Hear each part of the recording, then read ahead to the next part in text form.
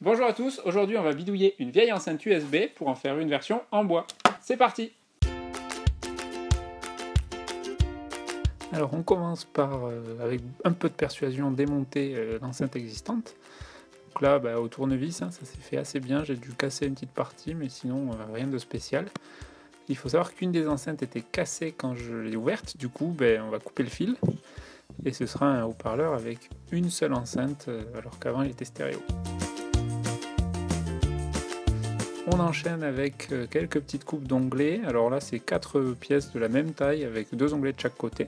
Donc j'utilise une pièce pour reporter sur l'autre et le but, ça va être de faire une petite boîte avec ça qui va contenir l'enceinte. Pour le collage, j'utilise une technique que j'ai vue sur YouTube, donc où on met un scotch et le scotch va servir de serre-joint quand on va coller. Et on enroule en fait la boîte avec le scotch. Ça a plutôt bien marché, je dois dire. Je sais pas si je suis totalement convaincu encore par la technique, parce que je l'ai utilisé une seule fois, mais j'ai trouvé ça pas mal.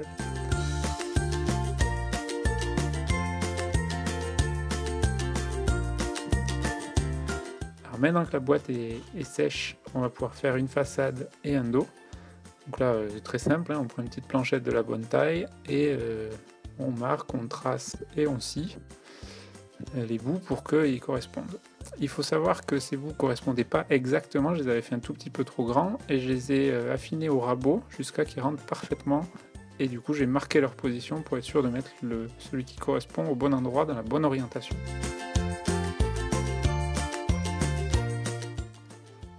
Une fois que c'était fait, j'ai fait une petite encoche au ciseau à bois que j'ai ensuite affiné à la lime. C'est pour faire passer le fil de l'enceinte pour éviter qu'il soit coincé ou qu'il s'abîme. Là pareil, assez simple, hein. Il faut savoir que j'ai dû aussi faire une petite encoche dans le dos de la boîte qui n'est pas visible sur la vidéo pour que ça corresponde aussi. Ensuite je rabote la façade arrière pour que ce soit tout comment on dit, à champ. Et là, sur la façade avant, j'ai utilisé un papier quadrillé pour répartir les trous que je voulais faire pour la sortie du son. Ça a été bien pratique, puisque comme ça, ils se passaient régulièrement. Ensuite, j'ai marqué les trous avec la pointe de la chignole et je les ai percés. Alors, il faut savoir que je ne suis pas très content de la qualité des trous que j'ai. Vous pouvez voir, il y a quelques petites... comme des échardes, et je ne sais pas comment j'aurais pu faire mieux. Donc si vous savez, n'hésitez pas à me dire dans les commentaires. Ensuite, il a fallu poncer jusqu'à arriver à cette forme arrondie que vous avez vue.